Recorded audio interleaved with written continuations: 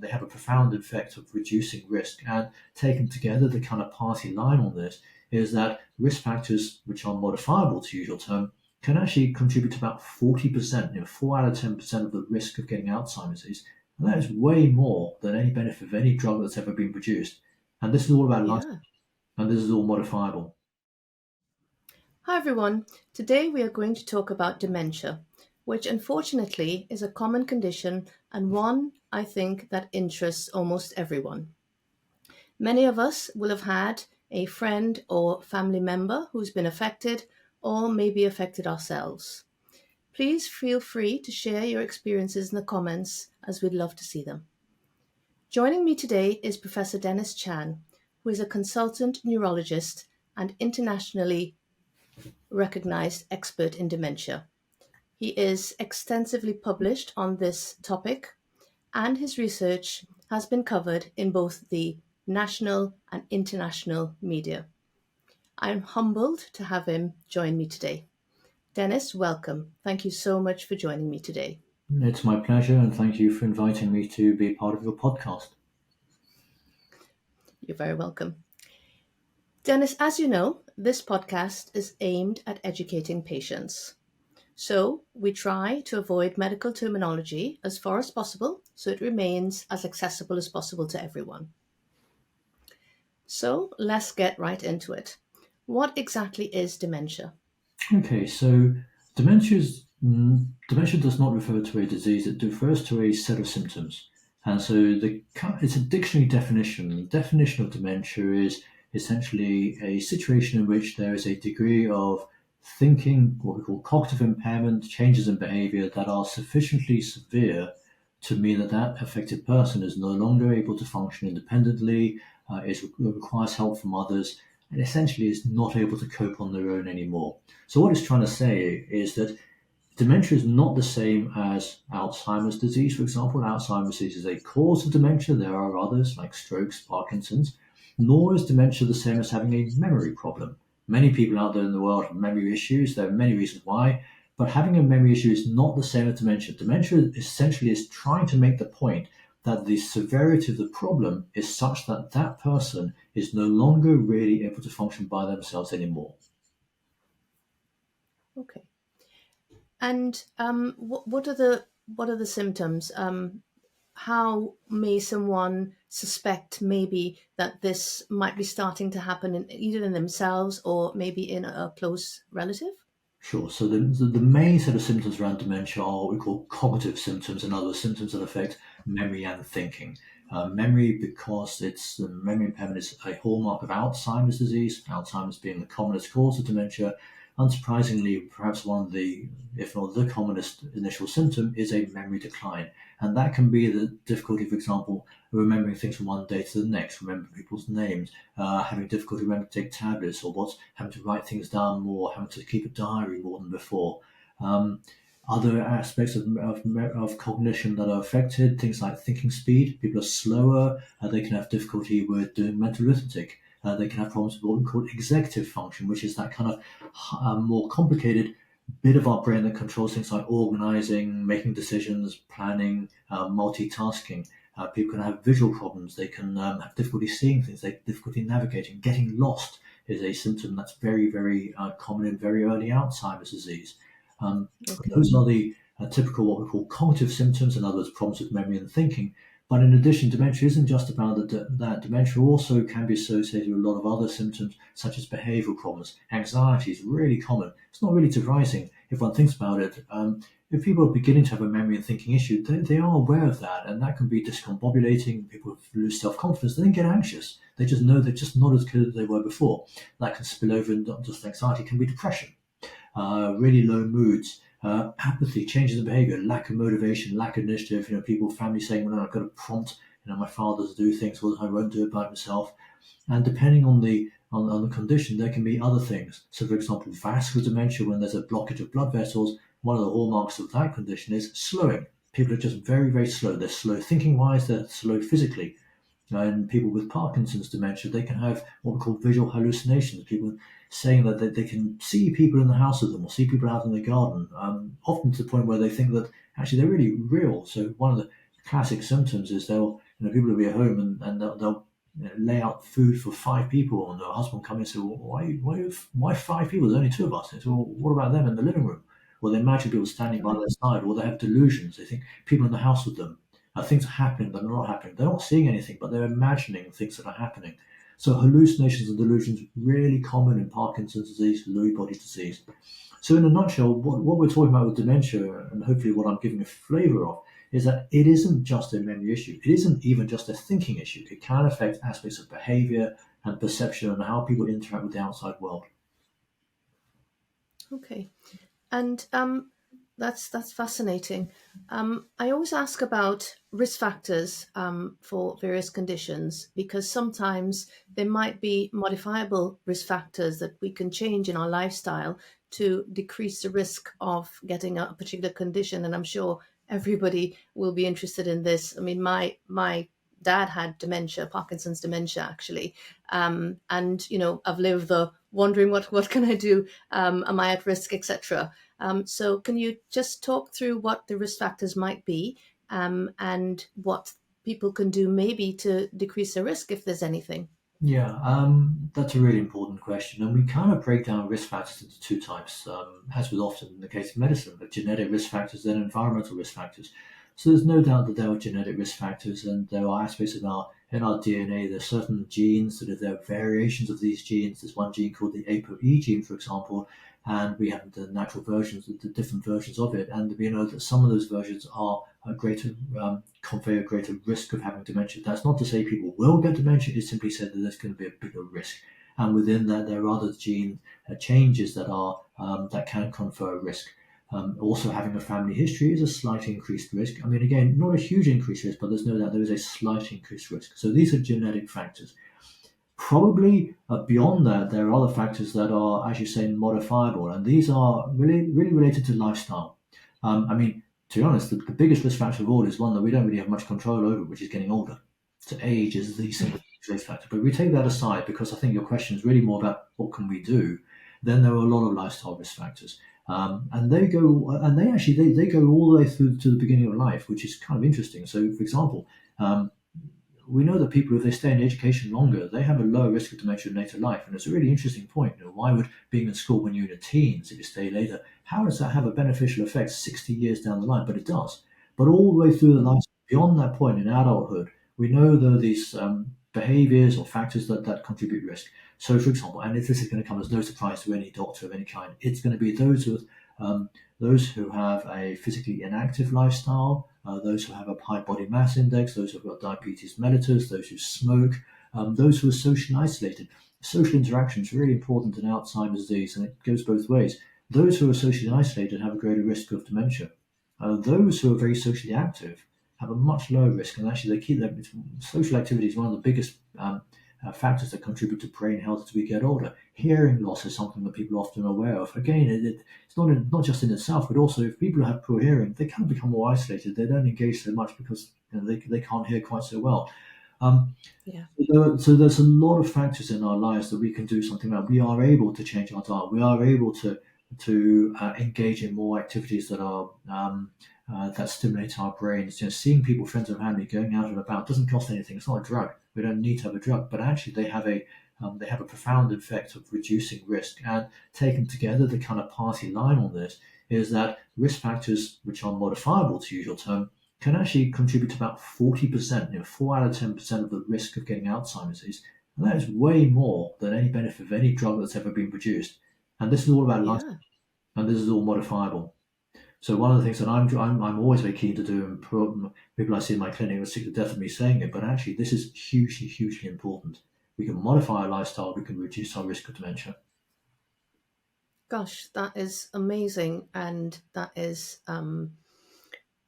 really heartening, actually. And I'm sure many people will feel that they maybe, from those words, feel a certain sense of maybe control. There is something they can do to decrease their risk. So thank you very much. And my next question is about again, people wondering about dementia, are they at risk, etc. Is there any way of telling you're at increased risk? Is there any screening tool that's used? is there any way that we may know whether, any crystal ball to let us know what's going to happen in the future? The simple answer is that if people want to know if they might have the beginnings of a condition like Alzheimer's, which may predispose them to have a risk of dementia in future years, I think ultimately the only real way one can do that now is actually to go and see a specialist. And this is not meant in any sort of as a self-promotional thing, not at all. It's simply to say that the tests that we have to use these days to identify those early changes are actually those that are Yeah, quite specialized hospital tests. We're not just talking about MRI scanning, we're talking about detailed tests of memory and thinking, even spinal fluid tests, lumbar puncture tests, or maybe one day the future blood tests. What we're looking for within these tests is evidence that there is some damage to the brain. We're looking in the spinal fluid test, for example, for evidence of the proteins. For example, many people who know about Alzheimer's disease would have heard of the amyloid and tau proteins, partly because there are new medications out there targeting them. But these are terms that increasingly the general public are aware of. These are proteins. And you will know as well as I do that actually it's not so easy to see a protein on an MRI scan. You certainly can't measure it on a piece of yeah, paper with a pen, but what you can do is you can measure it in bodily fluids. And right now that's a lumbar puncture test, but like I said, in the future we'll be looking at blood tests. But these are complex tests, and these are not the kind of tests that one can just do on a screen with an app that tests your memory, or even with a genetic test. I mean, you will know that screening is quite a contentious issue in medicine anyway, and there are a lot of ethical mm, considerations around screening. The position so far, and that may change in the future, the position so far is that it's actually unethical to screen for people with dementia, by which I mean, which we don't have a cure, because we really don't. yeah, Then screening will cause a lot of psychological distress. I'm yeah, lucky enough to work with a lot of ethicists who look at this stuff, look at this kind of work. It is very complicated. So we don't screen. We don't screen in the same way we might screen for colon cancer or prostate cancer, partly because we don't actually have a test that's 100% perfect. One can only really do a screening test if actually it has sufficient diagnostic accuracy. We don't have that. Um, by the same token, like I said, screening when there's no clear treatment option does have a lot of ethical issues.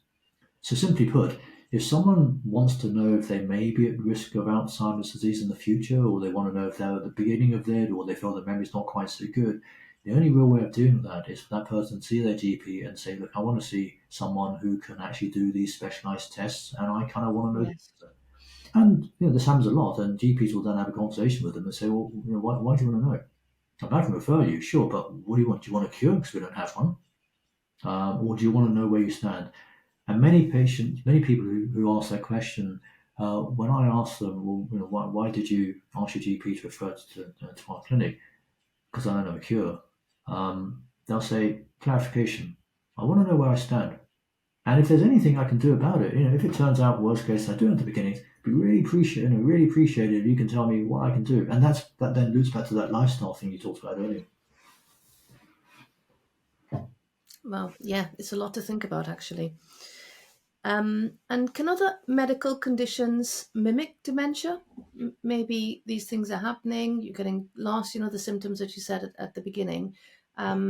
Is there anything else that it may be? Yeah, Um, a lot. So I think this again goes back to your point about what can we do about screening, which is dementia. I said earlier is a definition that says someone's got a really bad memory and thinking issue.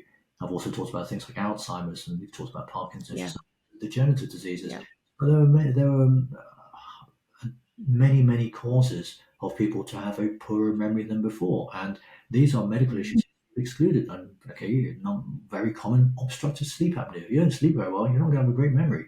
Mental health disorders. People are very anxious. Unsurprisingly, their memory's not going to be very sharp. Their ability to concentrate is not going to be very good. If they have depression, similarly, if they're on medications, loads of medications, as you know, can have side effects that affect your brain function. I mean, chemotherapy is notorious for that. And it's chemotherapy, but it's not just the hardcore drugs like chemotherapy. There are many other medications that can affect memory and thinking function. There are more neurological problems. There are, if people have big cysts that are growing in the brain, or worst case scenario, something like even like a brain tumor. We don't see it very often, but it happens every now and then. There are, and this goes all the way through to other conditions that are easily picked up even at the GP end. Thyroid function, change in the thyroid function can cause mm, low B12. In a nutshell, gosh, there's lots and lots of reasons why. the brain may not work very well. Some of them can be really obvious, like if someone's got underactive thyroid, or they drink too much, or they sleep terribly. Others can be more subtle, and those are the ones that actually do require someone in a hospital probably to do further tests, for example, even starting off with a CT scan to make sure there's no lump in the head causing a problem. Yeah. Okay, thank you. And from that, I'm taking that if you do have these symptoms, the advice would be to go to your GP, um, Yeah. let them know, have a chat about what's happening, and they can do various investigations to rule in and rule out things. And I think one of the barriers in healthcare can be fear of the unknown and not knowing what to expect when you do access healthcare. So, kind of revealing what to expect can sometimes encourage people to go along. Yeah. So, can you talk us through what investigations may be done in such a person who's gone along to their GP, so that people can know what to expect? Yeah. I will answer that in a moment. But I just wanted to respond to what you said earlier. And I think it's a really important issue which we're still trying to tackle with, which is that of those sort Yeah, of barriers of not accessing health services because you're scared about what it is, you're not quite sure what the answer is going to be, and even maybe having sort of this sort of, oh well, you're just getting older, so am I. I also lose my keys. And one of the things that we're trying to deal with, which is a real issue, is actually when we look across the communities, it's very different. And within ethnic minorities and communities that are not maybe the ones historically based around Oxford or Cambridge, or very sort of got easy access to health services, that's even worse. And we've got one of the big issues we have is trying to say, well, the people they're going to have conditions out there, they're not coming through as much as we think they should do, and we need to understand why. What are the barriers in the community? Why aren't they seeing their GP anyway? Why aren't those GPs referring to specialists? I mean, we have this huge disproportionate balance in terms of the ethnic, the diversity and the demographics of people who come through, and we know that can't be right. We know what the makeup of the mm, youth is, but that isn't reflected in our figures, and we've got to understand exactly what you said earlier, which is, what are those barriers? Why are we not getting the message across? Are we not, at our end, are we not giving a good enough message to say, look, actually, this is a medical issue that does require some assessment? So anyway, so I'm sorry about sort of slightly going off piste about that. Going back to your question about the investigations, so they're sort of tiered. The first set of investigations, if someone sees their GP, then the GP will do basic blood tests, and this is to rule out the kind of things I talked about earlier. For example, an underactive thyroid or vitamin B12 deficiency.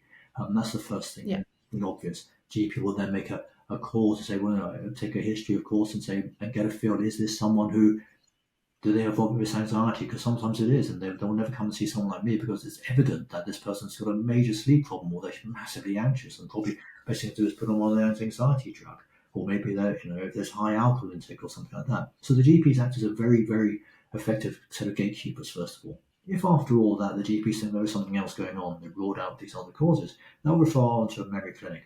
Now, in the UK, most memory clinics, I think more than 95%, I understand, are run by psychiatrists.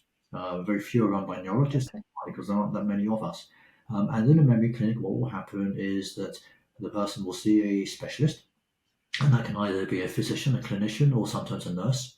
And they will have more detailed testing because the consultations are a lot longer than you have in the GP surgery, and they'll ask more detailed questions from that person about what kind of symptoms there are. Crucially, they want to talk to family, and this is really important because, of course, if someone has a memory issue, they'll forget what they've forgotten, and so you kind of yes, need to have that collateral history from the family. Say, what's going on, what's your take on all this, and they obviously will give a lot of information about the additional symptoms and the kind of the situation at home in which that person is living. And then they will go on to memory testing. At the moment, this is kind of rather old-fashioned pen and paper test when you ask someone, take 7 away from 100 a few times, show a bunch of pictures and say, name all these pictures. You got one, and then other questions like, for example, verbal fluency. You got a minute. In this minute, I want you to name as many animals as you can. Oh, by the way, what's the name of the American president? What's the name of the American president who was assassinated in the 1960s? Draw these pictures for me. And this is these are quick tests we do in clinic. They're on pen and paper. They take about 10 minutes. But what they do is they give a very simple overview of that person's brain function and what's their memory like, what's their orientation in time and space like, what's their fluency like, what's their naming skills, what's their visual processing skills like. It's a kind of snapshot of thinking. And then, as I said, they'll go on to do a brain scan. And the main reason for doing a brain scan is to rule out something else. It doesn't happen very often, but as you know, fourth law of medicine is don't miss anything. And every now and then, once in a blue moon, we'll see someone who looks like they've got something like Alzheimer's, and you scan, and we find that there's an old stroke, big old stroke, or brain injury, or brain tumor. In others, there is something else going on. So, Okay. pretty much mandatory to have a brain scan, because otherwise, without that, we simply don't know there isn't something else. Then on top of that, the brain scan can be useful for looking at other things. If there's, for example, a lot of brain shrinkage, that might indicate some brain degeneration, like Alzheimer's disease. If there's also blood vessel blockage, what we call vascular disease, then that might indicate something like that. So the scan is really useful in lots of different ways, and that's the kind of standard way currently in September 2024 what a memory clinic does, and that's pretty much consistent across psychiatrists or neurologists. So that's the second tier. Then going beyond that, it depends on whether or not at that stage there's an answer. Often, if not mostly, at that stage, it'll be clear what it is. And Alzheimer's is so by miles the commonest cause of dementia in the UK. It is often pretty clear by that stage if that person has Alzheimer's disease. Now, if it then turns out that there's something unusual, different about it, then there's a further step of investigations which will be more complicated. So, for example, if someone has, maybe they've got hallucinations, they're seeing things, that's not typical for Alzheimer's, it's very typical for Parkinson's or Mm. what we call Lewy body dementia. That might then trigger a referral to a neurologist, for example, and we might do other sets of scans, something called a DAD scan. D stands for dopamine. We know that dopamine cells are affected in Parkinson's. The DAD scan is very good at picking up Parkinson's dementia or what we call Lewy body dementia.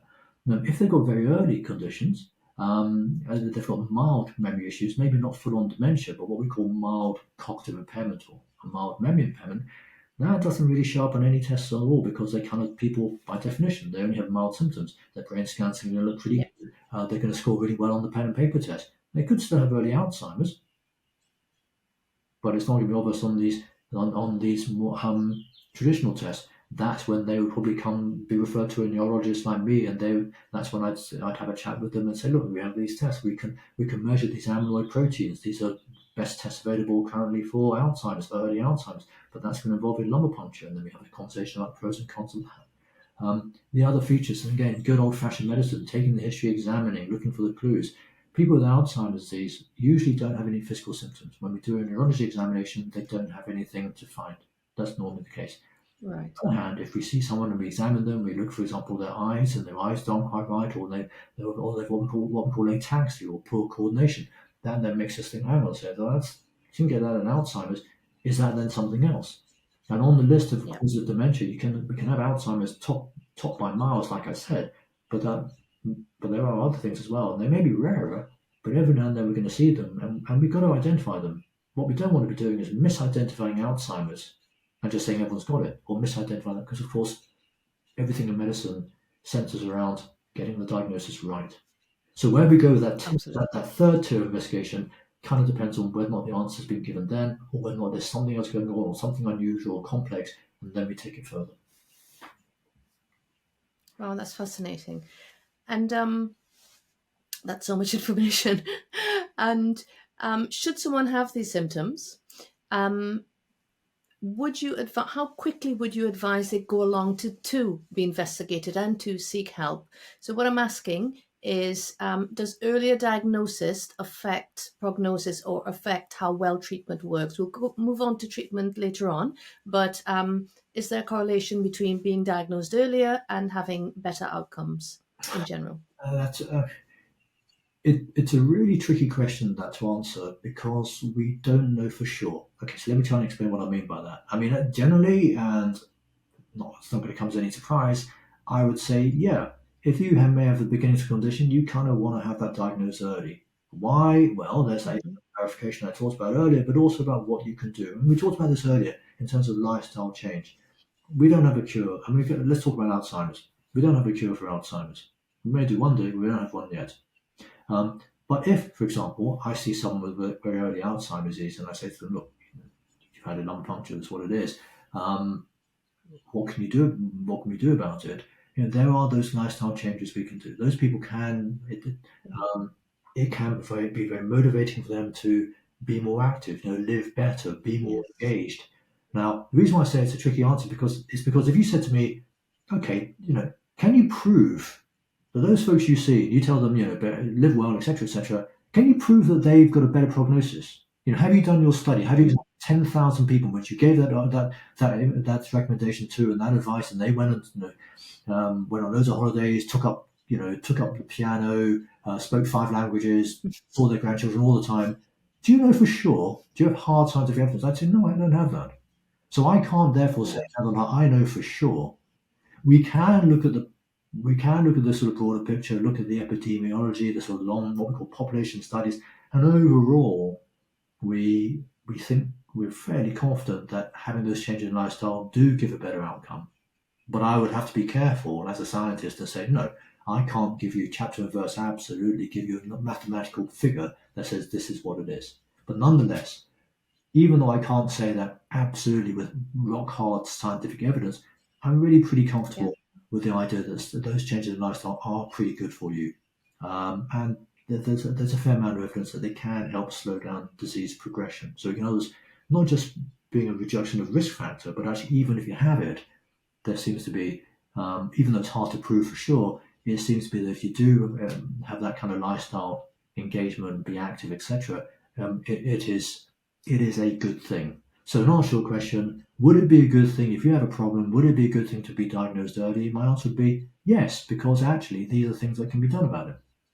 If we then turn a little bit further and say, okay, well, we're now just talking about lifestyle changes. What about medications? Are there medications out there? Well, the medications we have right now, they're not cures and they're not proven to have any major benefit in slowing disease progression from early stages. However, the newest generation Hmm. Alzheimer drugs that have recently been approved in the US, licensed for use in the UK, but not approved by NICE because of cost effectiveness and other issues, um, they may have some benefit. I think the jury is really out on that. These are really contentious subjects, topics.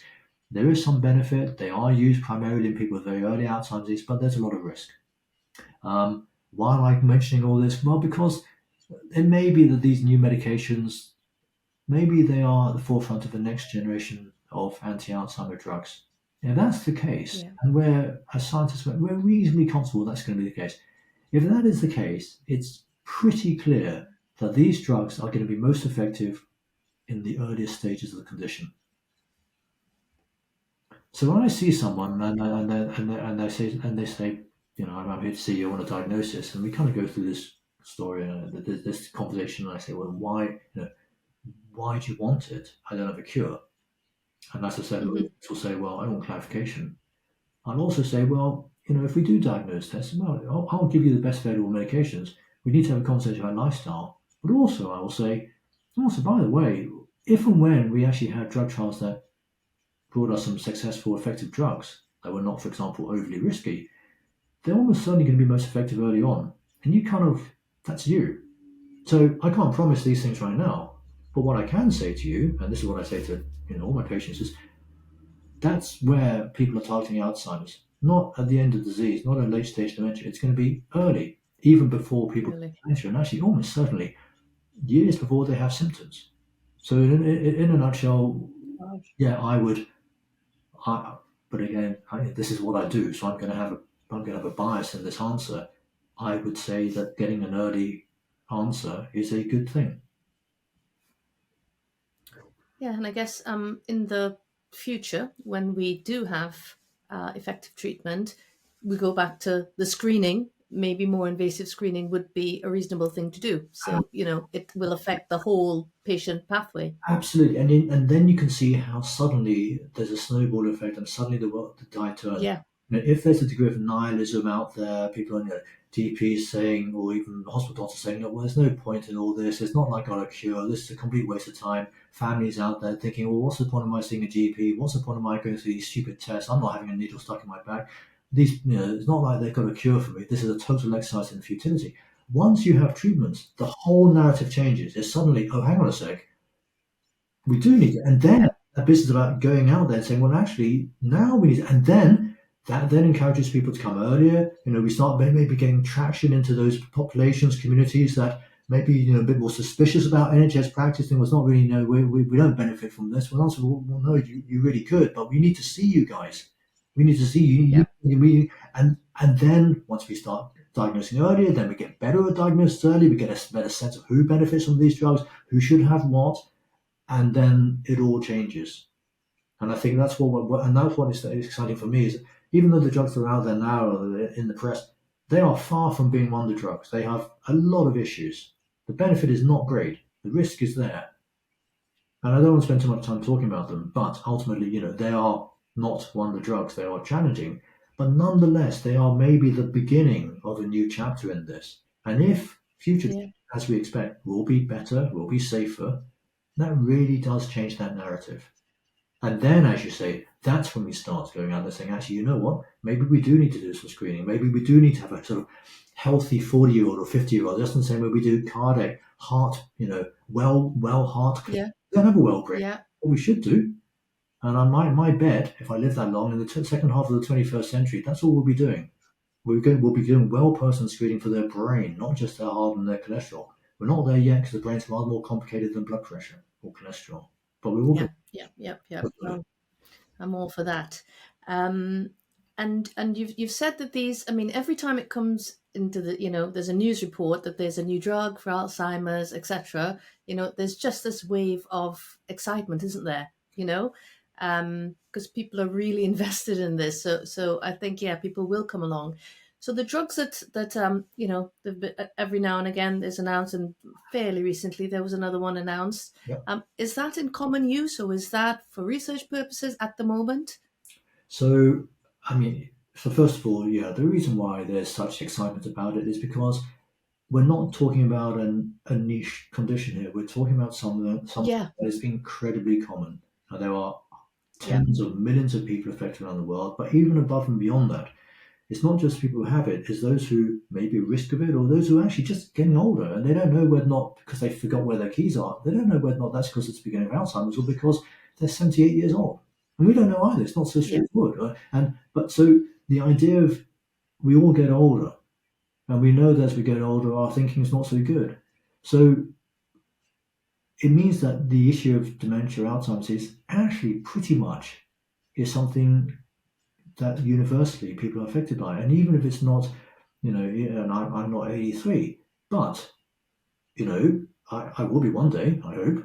And we all, it goes back through the generations and everyone's sort of aware of what may be coming around. So it's kind of, every time I have an interview about this, there's all the time, 100%, always someone says, to me, okay, I've got that. People have first-hand experience. My father had this, my mother had this, my aunt, just, it touches everybody. So I think that's the first thing. it Second touches thing, everybody. what's quite exciting about the new drugs, and I've said earlier that they're not wonder drugs, but they have some benefit. They're the first drugs in 30 years to have shown some benefit. There's been enormous amounts of money and time and effort spent trying to find drugs that make a difference. And up until recently, they've failed. They simply haven't worked in clinical trials. These two drugs that have been licensed in the US now, one of them now being looked at in the UK, they did work. They didn't have much of a benefit, but there was some benefit. And that was really important for us because that was the first time that happened for a long, long, long, long time. And even though these drugs, Yeah, they're complicated, they're expensive, they're given intravenously, they've got risks, they can cause brain swelling, etc., etc. They are far from straightforward drugs. Bottom line is they had some benefit. And so therefore, what's been in the news recently about these new drugs is a little bit different to the kind of stuff that comes out every now and then because all that stuff is stuff that comes out a little from research, things that are in the pipeline, things that are still going through trials. That's mainly what hits the news. These drugs were different because they'd gone through trials and they'd finished the trials and the trials were positive. And that's what makes them exciting. okay, that's great. And okay, so there's no cure, as you've said. Maybe there's a spark of hope with these drugs that other drugs may branch off in the future. At the moment, what does longer term management of patients with dementia look like? Okay, that depends on where they are in the dementia stage. So we kind of classify dementia it's very crude, but roughly speaking, it's sort of mild, moderate, and severe dementia. So the kind of person with mild dementia is a person who, maybe can't manage quite well and by themselves anymore. So may or may not be able to drive. May not be able to be so good at managing their own finances. The family might have to sort of make steps and get power of attorney, manage their finances for them. Um, because it's mild dementia, they won't have major behavioural problems, and so it's more a matter of trying to make sure they're living well at home, making sure that they're safe, and trying, as I said, to encourage people to try and engage in as good a full lifestyle as possible. When you move on to the moderate stage, that's when things start shifting. At that stage, people do need a lot more support. They may need help with putting on clothes. There may be more behavioural problems. There may be anxiety. There may be agitation, sometimes bad temperedness. They now need more help at home. This is when people start having care packages at home. This is when the family, who up until that stage have been managing fine, it is not so easy now because actually their input is greater. Because there may be more physical problems, maybe behavioural problems, just general help needed. This is when the families would start talking to the local teams, the medical teams, the social health services about carers. And that again, Yeah, sliding scale. That can be from someone popping by a couple of hours, a couple of times a week, just to give the family carer some time off, bit of respite. Because it's kind of hard work looking after someone 24/7. They're kind of on the yellow alert. It's exhausting. absolutely. Um, and uh, and so actually just saying, look, you know what? You probably need to set some time off. The Alzheimer Society, their catchphrase is caring for the carers. Um, they don't need a huge amount of care, they may, but carer input would be quite helpful. That's moderate dementia. So by the time we get into moderate dementia, the person affected is now needing more help to the point where this is now beginning to um, affect the family around them and external help required. When we go to severe dementia, that's when the whole lot starts hitting. This is when people really can't function all on their own. They need help with all the sort of basic activities, dressing, eating, going to the bathroom, all that kind of stuff. There may be behavioural problems, and that can go either way. That can either be people who are just incredibly placid, they have what we call apathy, they just sit around, they're not motivated, they have no initiative, they have to be prompted to do absolutely everything. Or it can go the other way, and people can be quite disturbed behaviourally, agitated, getting up at night, wandering around, thinking of getting dressed at 3 in the morning, Mm. they're going to go out to work. Incredibly disruptive to the family. You say, I can't sleep a wink, he's 3 a.m. He's by the door. I've got to lock the door because he's out of the mouth trying to get the bus. He thinks he's working. It's like he lost 45 years ago. I don't know what that's about. Seeing things. We talked about hallucinations, delusions, agitation. So a lot of behavioural problems. And these are the people at the severe dementia stage of it, right at the end of the condition, years and years and years down the line, who they need full care packages. Maybe either there are living carers or there's a family made huge adjustments and sacrifices to manage, or they can't manage at home anymore. There's safeguarding issues, but there's a risk of falls, risk of infections, dehydration, not eating well enough, not drinking well enough, and they are now nursing needs, incontinence issues, bowel and bladder problems. And actually, that's when the family, with reluctance, will say, actually, you know what? Even with all the care input now, with this we can't. Home is no longer safe. We don't think this is right. Yeah. And that's when they talk about care homes, institutionalization, nursing homes. Yes. So in answer to your question, what do we do? The answer is, well, it depends on different stages and depends on what their main symptoms are. Yeah. Yeah. Yeah. It can be quite a long journey. Okay, so thank you for those really clear answers to those questions. And can I just say that as someone who, as I said, has a close family history of dementia, I find that your passion and your enthusiasm is so heartening, because I know that, and I'm sure many people will feel the same way, that someone as brilliant as yourself is still so passionate about getting closer and finding a cure for this condition. And you are so optimistic about these drugs that have come out that they may lead to other drugs. Anyway, my last question is that you, Dennis, have managed many, many patients with dementia in your career thus far. Given the opportunity, what would you like to say to people who either maybe early on have the condition, have been diagnosed, or who think they may be at risk of getting dementia? Okay. I think overall, if I had to say something, I think, and it may probably have come out in the way I've answered your questions anyway, I think my answer would be to be positive. Do things. Don't sit back and have things happen to you. Um, if you have an early memory issue, you're not quite sure what it is, go and see someone about it. Get it diagnosed. Get it clarified. If there are, get the treatments that may be available. Make those lifestyle changes. If diagnosis of dementia is already made, okay, well, there's mild dementia. Like I said, people with mild dementia can do things a lot. I have a lot of patients with mild Alzheimer's disease dementia who are still able to drive, and they absolutely should drive. They should go and I live them. I don't want to sound corny, but in a way, it's almost you want to say to someone, live your best life, do all the right things. Don't wait for it to come to you, and don't think, yeah, okay, maybe if you have got mild Alzheimer's, yeah, maybe there's no cure. Maybe 10 years down the line, you're going to need a lot of help. That's 10 years down the line. That's a long way away. Live. You can kick that can down the road by being more proactive, doing stuff. I don't want to burden my patient by saying, it's all on your shoulders. You're going to go out there. You're going to have to learn the French horn. You're going to have to run 10K every day. That's not what it's about. That's not fair to people. But what it is reasonable to say is, actually, there are things we can all do. That a positive mindset. Now, I know it's easier said than done. But being positive and doing things almost invariably leads to a better outcome. Now, and actually, there's a lot of interest in this in medicine generally, how a positive mindset actually can influence outcomes. I read the other day, it's extraordinary how actually they did a study on cancer patients. And this is an oncology clinic. It's got nothing to do with me. I'm not an oncologist, but I was fascinated that state of mind correlated, was associated with a better outcome for cancer. And we know that a positive mindset has a lot of benefits. And you can talk about the biology. You can say, well, maybe this is doing good things to the inflammation pathways within the body. Who knows?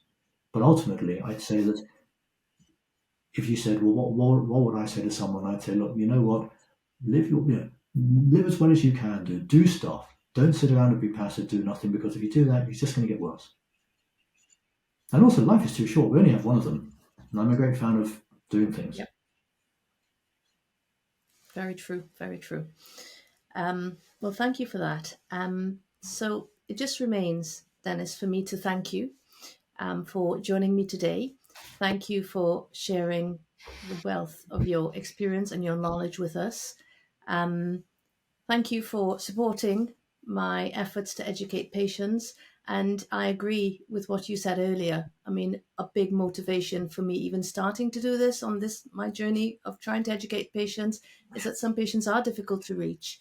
And perhaps if we come to them in their homes and on their phones, we can get that information to them. So thank you for helping with that effort. Not at all. But most of all, thank you for your years of dedication, hard work, and brilliance in this field and helping so many patients through the years. You are truly an inspiration. Thank you very much. I'm not sure I would apply the word brilliant, but going back to what you said earlier, I think this is what doctors do, isn't it? This is what we're trained to do. We're meant to do the right thing by people we look after.